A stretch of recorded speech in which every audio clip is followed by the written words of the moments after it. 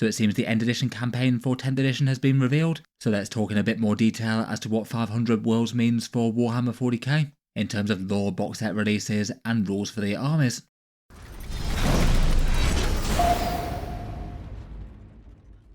Hello and welcome back to Auspex Tactics, where today we're taking a focused look at the 500 Worlds campaign, fully announced and revealed by Games Workshop yesterday, talking about all the scraps and teasers of what we know about it so far, and what that could tell us about the next releases to come.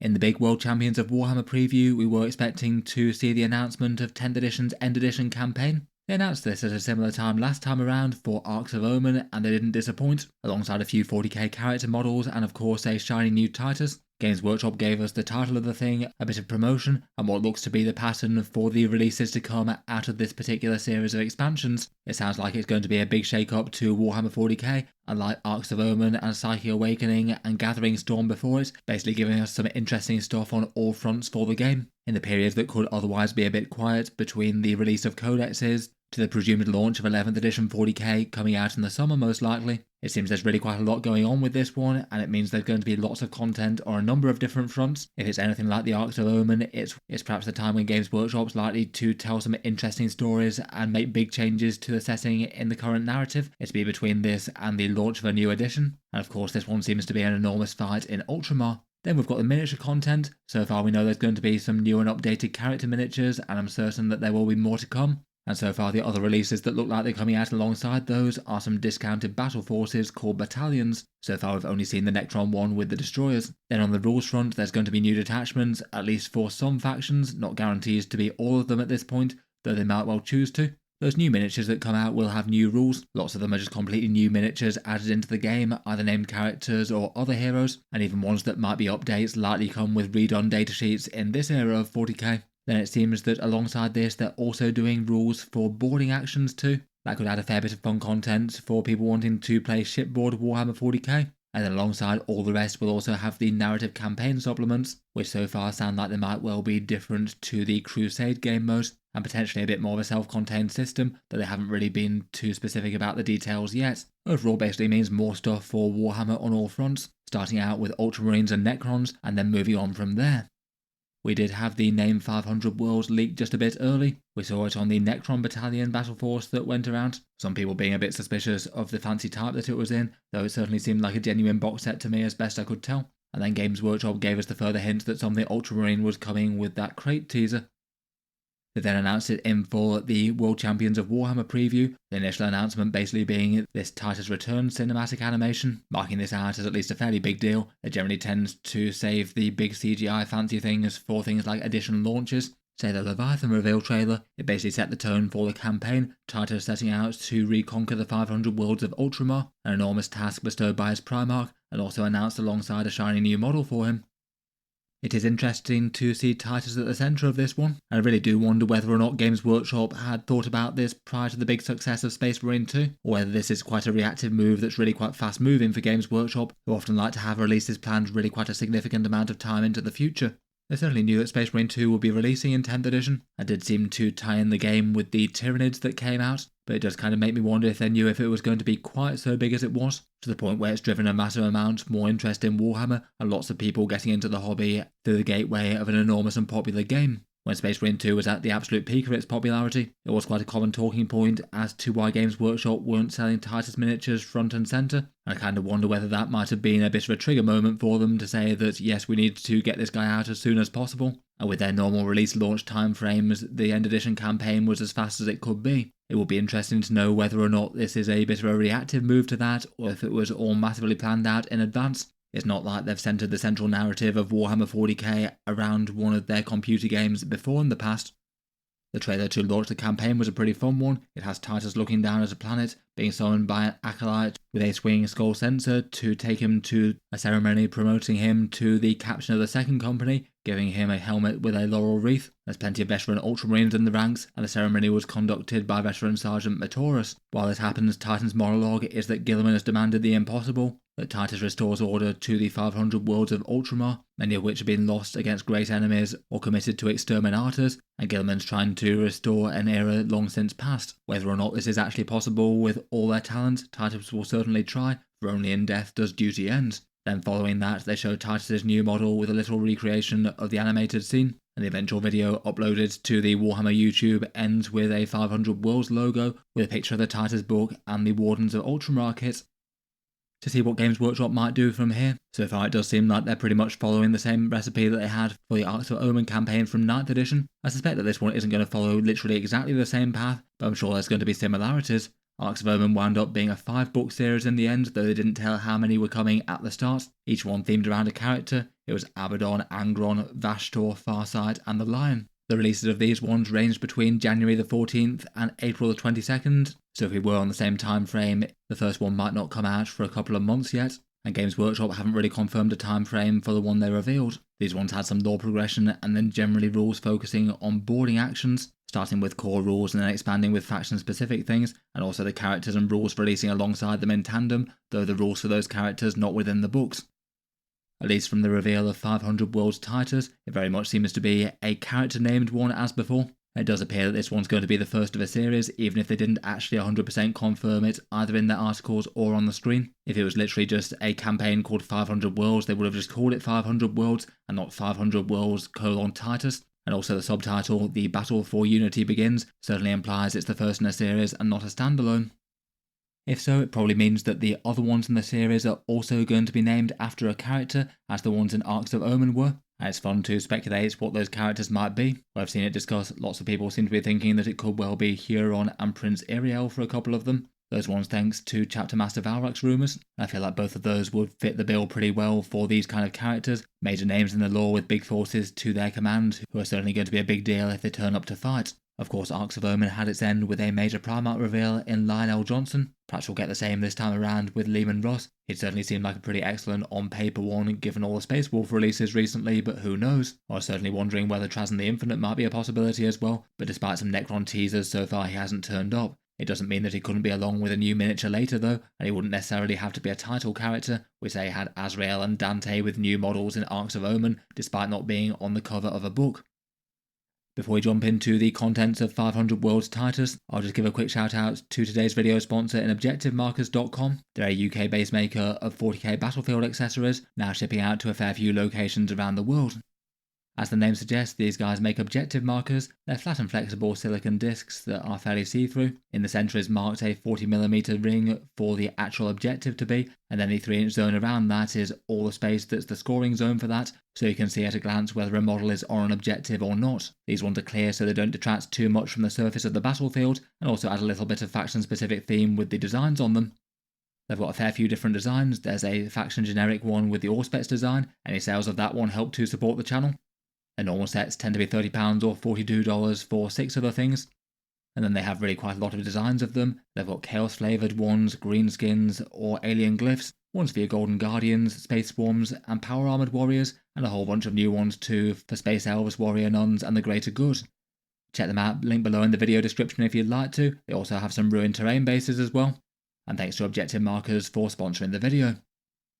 In any case though, getting back to it, 500 Worlds Titus is the first instalment in this series, and rather than being one big book, they've decided to break it down by section, which was an interesting choice, and I must admit on paper it really does make a lot of sense. It's got 4 different books, one for lore, one for new detachments, one for a narrative campaign, and one for boarding actions. And just for practical purposes and actually using the books in games, it makes a lot of sense. If, say, you were playing a boarding actions game, you wouldn't need to bring along all the rest of the stuff. It's only been one criticism of 40k campaign books in the past. You're probably lugging around a few hundred pages worth of lore and stuff you probably don't really need when you're out and about gaming. The first of those books is the lore one called Titus, the same name as the overall expansion. This one's apparently 80 pages worth of book, and it contains the lore, new artwork, and some miniature photography. This one telling the story of the conflicts between the Ultramarines and Destroyer cult Necrons. As I said on the stream, it might have a few other interesting snippets for the wider story of Warhammer 40k in general. Arcs of Omen certainly had some fairly big changes for the 40k setting, perhaps the biggest ones being the arrival of Vashtor onto the scene, him acquiring Wormwood, the Demon Forge World Webway tunneling engine thing, and the return of Lionel Johnson. The lore in these ones definitely has the opportunity to shake up the setting in a big way. Though at least from what they've hinted so far, it seems like this one's going to be a fairly focused one, Ultramarines versus Necrons. As mentioned from the trailer, Titus was tasked by Rabute Guilliman to retake the 500 worlds. That's basically the ancient name for the realm of Ultramar. Though over the many millennia Ultramar has shrunk, various outlying worlds conquered by many hostile factions of Warhammer 40K, others stripped bare by the Tyranids, and others sacrificed by the Imperium with Exterminatus. And Titus is going to be leading out the Ultramarines into battle to reclaim ground for the Imperium, and they're calling this the Ultramarian Reclamation. He's been promoted to the Captain of the Second Company and Master of the Watch, a role typically charged with the defence of Ultramar, and he has that command squad worth of notable characters to help him out. I'm sure they'll be making some appearances in the narrative. There's his mentor, veteran Sergeant Matorus, who discovered Titus. Gadriel, now promoted to an Ancient from fighting at your side in Space Marine 2, though weirdly enough no Chiron. I wonder if he'll still get mentioned in the lore though. And then for the miniatures that they created, they've got a Fleet Master, a Legate of Ultramar's human forces, so effectively the Ultramarine Imperial Guard, a Diplomat and Explorer character, tasked with charting the way for the expansion, and I guess doing a bit of statecraft to avoid having to fight needless battles where planets might be restored to Ultramar without, and then an Astropath to relay Titus's commands to the other planets, which is kind of essential if you're going to be conducting a sector-wide campaign. I guess at least some of these will have starring roles, and maybe seems likely that they'll survive the campaign if they've got some in plastic miniatures, though I suppose not guarantees. With his ascension to the Captain of the Second Company, it certainly begs the question of what happened to Captain Acheran. He was the captain who replaced Cato Sicarius when he was lost for a bit, and he's the one who gives you orders in Space Marine 2, asking some pretty big favours but only ever able to spare 2 men. Surprisingly enough, in the lore article that accompanied this, they stated there's usually only one way that Space Marine jobs open up, and they'll be taking a closer look at that next week, so I guess we're going to find out a fair bit more in the very near future. That really does imply that he's probably dead, maybe the lore of which will be explored in the campaign book. There are genuinely lots of other possibilities though. He could be critically injured, or maybe even interred in a dreadnought, which would be weird, but very Warhammer 40k. He could be lost in action, and if so, might turn up as a plot point again. Otherwise, and perhaps more unlikely, demoted or transferred to lead another company or something. He certainly had a bit more of a 10th Company look about him with that Phobos armour he likes to wear. I would kind of hope that he's not completely gone. It would be a shame to lose a cool character like this. If he really is lore dead or in a dreadnought, hopefully they give him the end he deserves. Either way, sounds like we're going to find out soon. It seems that in the 500 world expansion, the Ultramarines are going to be going up against a great number of foes, though apparently the first and foremost is Necrosaur Amentar, a new character in the lore and a named destroyer lord, supposedly perhaps either one of, if not the single first destroyer, potentially the origin for the entire destroyer disease in the first place, the Silent King having reportedly repressed all knowledge of his existence within the Necrons themselves. His lore, like the lore of the destroyers in general, feels like it's a bit more Ultron in nature. He leads his forces in the sheer extermination of all life, and to that end it's his goal to put these shattered shards of the Nightbringer back together, who would likely be able to help in a seriously big way if he was able to do that. If he actually made some sort of serious progress towards that, then I'm sure the other factions of 40k would make some big notes, including the Necrons themselves not being too pleased, and they did say that in the lore he's got more than one shard of that Catan available to unleash upon his enemies. Apparently his mere twisted presence corrupts the minds of Necrons nearby, and as a result leads an enormous horde of Necrons, many of them having been augmented and upgraded to destroyers, their limbs turned into living metal weapons. The model's a rather fun and sinister one. An enormous destroyer cult of Necrons is going to be a challenge for any foe to face, though at least in initial impressions he doesn't quite feel a foe on the same sort of stature as Vashtor, though I guess he's trying to create one by reuniting the Nightbringer, who certainly is a very, very big deal. One of the names that they've mentioned a few times is that Titus is going to be fighting the Necrons on the Vespertor front, and that shows where the conflict's going to be happening, as Vespertor is a world on the eastern reaches of Ultramar, apparently ruled over by the Tetrarch Decimus Felix, the Lord of the Eastern Marches. He's a character in their recent series of novels, and the world was mentioned in Dark Imperium, apparently being a command world for the sector after the somewhat nearby world of Sotho was fallen. That's the planet where the Pharos device was located, the thing that's supposedly responsible for summoning the Tyranids to the galaxy in the first place, and might be an explanation for why High Fleet Kraken were attacking the area. The Sides of the Emperor were based on Sotha, a chapter deployed to guard the region. There's also been both a Genestealer cult activity and a shard of another Catan that featured in a Belisarius core book. Basically, though, it sounds like the fighting is going to be happening on the eastern side of Ultramar, at least against these Necrons. It certainly sounds like there's going to be more to come beyond this, though given that the name of the entire campaign is 500 Worlds, it doesn't sound like we're going to be jetting off to all sides of the 40k galaxy to explore different fights, so it sounds like any of the other major factions that are going to be featured will either be occupying outlying areas of Guilliman's realm, or attacking it in force. I guess if either Iriel or Huron or both are the focuses of these, They're both great big fleet-borne things, so could certainly come to Ultramar if they wanted to. Then for the next book, this one's called Dread Incursions. On the front of this one, we've got some new Assault Terminators fighting against Necron Destroyers and the new character. And this one's going to be focused on boarding actions, getting a whole bunch of new missions and maps, and I guess if Mr. Necrosaur Amantar is going to be featuring in this game mode, then he might need some sort of boarding patrol formation to go along with him. They didn't really say too much about these. Apparently they can either be played completely independently or as part of a Vespertor front campaign. And it does appear that on the front cover they're using the Kill Team Tomb World terrain to fight on, rather than the more normal boarding actions Gallo Dark terrain. I guess it's all very thematic for fighting the Necrons. I guess this one's going to be very take or leave for a lot of people. Plenty of people out there certainly do play boarding actions, though it's not the majority in Warhammer 40k. It kind of makes me wonder what they'd really do more for boarding actions if they are going to have an equivalent to this in each one of the books. I suppose you could at least have new boarding patrols to add in ones for different characters. Next up on book 3 out of 4 out of the Titus ones is called War on the Vespertor Front. So as mentioned, fighting for Eastern Ultramar there, and they build this one as a complete campaign system for Warhammer 40k. The core mechanic pitting 3 alliances against each other to control critical locations across a large map that's included. They didn't have any mention of Crusade with this one, so I'm not sure whether it's actually going to be tied to that or not, or a standalone one. I guess we'll find about it a bit more in time. The 3 alliances thing is interesting, though I guess it might be the sort of normal Ultramarines on one side, Necrons on another, and then all other forces represented by sort of agents of discord and opportunity. So you've still got the option for other factions to take part in the fight as well. Along with the book and in this binder thing, they also have a great big fold-out campaign map as well. It seems to be titled Vespertor Front Campaign on the top right, and has a whole bunch of spaces that I think they said were for stickers or something like that. I guess gradually filled up as the different size post-victories.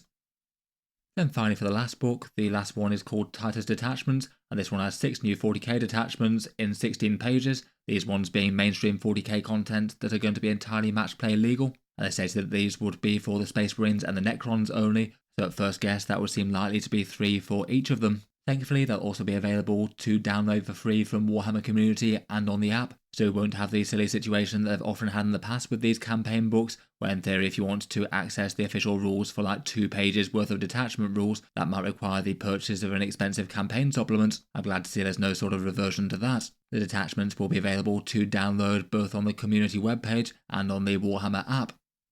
For the Necrons, their forces seem to have 2 fairly clear themes going into the book. They've got a destroyer cult army, so I strongly suspect that we're going to get a version of a detachment that focuses around Amantar's forces. It could be an entirely new one, it could be a version of their destroyer cult detachment, but shifted a bit. With the recent Space Marine character releases, they've often given their shiny new models extra rules in one detachment, and that really does feel like the sort of thing that they could do with him if they wanted to. Otherwise, his other big theme is Catan, and for the themes in their army, Necron don't have a Catan-focused attachment yet. That seems that could be very possible if they're releasing a Nightbringer, and given that the lore is that he has multiple Nightbringer shards in his employ, he might even get rules for fielding more than one Nightbringer in-game. I'm sure Games Workshop would very much like you to rush out and buy 3 or something. That's certainly speculation though, and might not be the case. I can't imagine people wanting Catan spam Necrons to become the go-to thing in any way. Otherwise, for the Space Marines, they've certainly been the faction that's had a vast amount of detachments out there in Warhammer 40k. They've got 8 more core ones, and then a bunch of additional ones locked to various chapters. And it seems like there's a pretty good chance we might have some Ultramarines ones that we haven't seen yet, given that we haven't got the download rules for Calgar and Sicarius yet. There might well be some sort of formation that's themed around Sicarius perhaps. If they are to get yet more though, I feel like there's a pretty good chance we'll get something specific for Titus. Maybe a unique Gladius formation where his unit gets something additional in that. I do notice there's also Terminator Assault Squads on really quite a lot of these. Maybe there could be a Terminator focused one themed around their new models. It'd certainly be pretty cool to see one that works a bit better than the first company. New detachments like this does mean that if this pans out to be a series, then we'd have a lot more detachments inbound for Warhammer 40k. If we did get a 5-release series in a similar sort of style to Arcs of Omen, that could mean 30 plus new detachments. If they decided to keep on with 6 per release, they might not all necessarily be super high effort ones. Some of them might be sort of minor adaptations of previous ones like we've seen with the Space Marine characters perhaps. I'm sure at least a fair few of them will probably be badly balanced and just relegated immediately to obscurity. If they do add in a whole bunch of stuff to the current 40k factions though, hopefully there'll be something for everyone like with the Grotmus ones. If the factions aren't featured in books, there could still be content drops for the other ones. Maybe with releasing some extra detachments digitally, I guess they might come on top of the ones that they usually bring out with the balanced data slates over the past few of them. Otherwise, for impacts to the actual 40k main game, The other big impact of the series is going to be the models that come out alongside these books, and they're going to have some new or rewritten datasheets. We've got quite a few outstanding now, I guess. There's the Ultramarines ones that went up for pre-order. They're going to be coming for download with their 4 points costs in the not too distant future, and then beyond that we're going to get one for Titus, one for Nekasor Amantar, one for that Tau Twin Lance, one for the Orc Slayer for the Votan, and the new Tyranid Prime. They've also stated in the past there's going to be a new Nightbringer datasheet to go alongside the new model as well. That's already going to have at least some impact for a good few factions out there. And Arcs of Omen had some new character releases to go alongside each of the books, and potentially could be good news for things like Huron Blackheart, Chaos Space Marines and Eldari Corsairs if the rumours do wind up being true. Otherwise, it will certainly be interesting to see if the other characters they showed off at the same time will have some sort of impact in the campaign. I guess the Tau Empire isn't so very far away from Ultramar to the point where their forces might be a factor. I'm not necessarily sure about the other two. I guess Leviathan might have splinter fleets that can get all over the place from below the galactic plane, though most of their forces have been fighting against the Primarch and the Might of Terror in the west. It could just be some scattergun character releases thrown in for other factions. We had Boss Snakerot turn up during the Arcs of Omen campaign who didn't really feature in the narrative in a big way. It feels like out of these maybe the Tau might have a bit more chance of being a bit more focal on the narrative. It does seem that we've had a Kroot thing teased.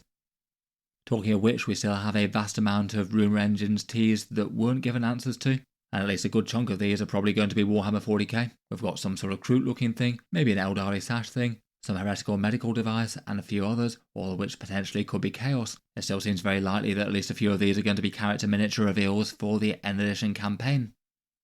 Then finally, as well as whole new characters, we've got the battalion battle forces, of which we've seen one. These ones look like they could well be the 10th edition equivalent of 9th edition's boarding patrols, though it's not necessarily guaranteed that every single army is going to get one. We've only had one of them revealed to start with, this destroyer focus one to represent the forces assailing Ultramar, with 3 Scorpet destroyers, 3 Ophidians, 2 Locust heavy ones, and a Hexmark. For a discount on this one, if they do price them at the same amount of combat patrols, it might be a little bit of a better deal compared with some, more like 33% than their usual sort of 28 to 30-ish. It's probably close enough within their normal range, though could also mean that it's going to be a bit pricier than the combat patrol box sets. Again, it seems fairly guaranteed there's going to be a fair few more of these, otherwise they wouldn't have had to specify 500 Worlds Battalions Necron specifically. I guess factions might be a bit more likely to get one if they're a focal faction in the series. That doesn't look like we've had one turn up for Space Marines so far. Hopefully there could be some good deals for certain armies out there. As they're likely to be limited runs though, any good ones might just be in too short supply to guarantee getting one. I'll be looking forward to hearing your thoughts down in the comments below though. What do you make to the 500 Worlds Warhammer 40k's new End Edition campaign? I look forward to hearing your takes down in the comments on all aspects of it. As mentioned, thank you to ObjectiveMarkers.com for sponsoring this one. You can find them linked in the video description. Feel free to take a look over their web store. They do have a bunch of different designs that could be relevant for all manner of 40k armies out there. I'll leave that there for now though. Feel free to subscribe to Auspex Tactics if you'd like to see more like this. I'll certainly keep the regular 40k videos coming, and I do tend to post new ones each day. If you've been enjoying the videos on the channel, Auspex Tactics does have a Patreon page as well, and you can find that linked in the video description below. Channel patrons get a few advantages, seeing certain videos early, regular votes to see what sort of things happen next on the channel, and automatic entry into the regular prize giveaways with a chance to win some big model kits each month. If any of that sounds good to you, or you'd just like to help support, the link's down in the video description. In any case, a massive thank you for listening, and I'll hope to see you guys next time.